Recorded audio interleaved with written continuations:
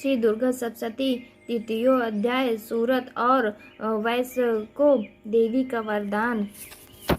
ध्यानम, जो उदय काल के सूर्य मंडल की सी कांति धारण करने वाली हैं, जिनके 4 भुजाएं और 3 नेत्र हैं, तथा जो अपने हाथों में पास अंकुश वर एवं अभय की मुद्रा धारण करती हैं, उन शिवा देवी को मैं ध्यान करती हूँ।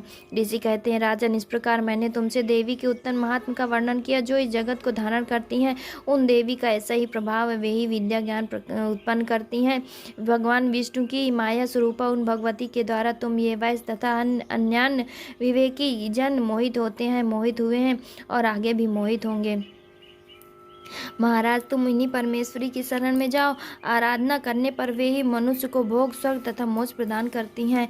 मार्कंडेय जी कहते हैं, कौष्टि कीजिए। मेघा मुनि के ये वचन सुनकर राजा सूरत ने उत्तम व्रत का पालन करने वाले उन महाभाग महर्षि को प्रणाम किया।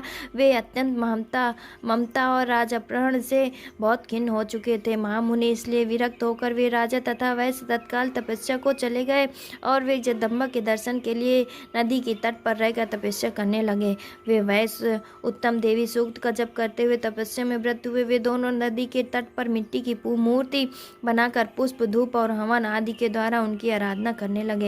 उन्होंने पहले तो आहार को धीरे धीरे कम किया, फिर बिल्कुल निराहार रहकर देवी में ही मन लगा एकाग्रता पूर्वक उनका चिंतन आरंभ किया। फिर वे दोनों अपने शरीर के रक्त से प्रोचित बलि देते हुए लगातार 3 वर्ष तक संयम पूर्वक आराधना करते रहे।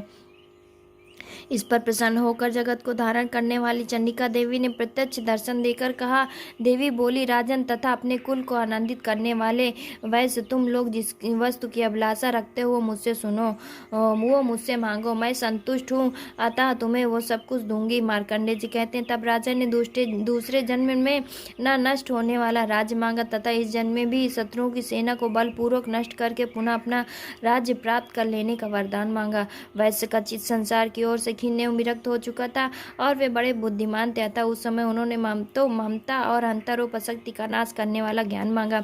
देवी बोली, राजन, तुम थोड़े ही दिनों में शत्रुओं को मारकर अपना राज प्राप्त कर लोगे।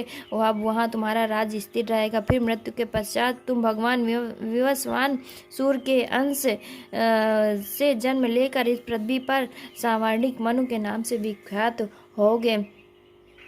वैश्यवर, तुमने भी जिस वर को मुझसे प्राप्त करने की इच्छा की है उसे तुम्हें देती हूँ, तुम्हें मोक्ष के लिए ज्ञान प्राप्त होगा। मार्कंडेय जी कहते हैं, इस प्रकार उन दोनों को मनवांछित वरदान देकर तथा उनके द्वारा भक्तिपूर्वक अपनी स्तुति सुनकर देवी अंबिका तत्काल अंतर्ध्यान हो गई। इस तरह देवी से वरदान पाकर से क्षत्रियों में श्रेष्ठ सूर से जन्म ले सावर्णिक मनु होंगे। इस प्रकार श्री मार्कंडेय पुराण में सावर्णिक मनवंतर की कथा के अंतर्गत देवी महात्म्य, सूरत और वैश्य को वरदान नामक 13वां अध्याय संपूर्ण हुआ। भक्तजनों, ये जय माता की, जय माता की।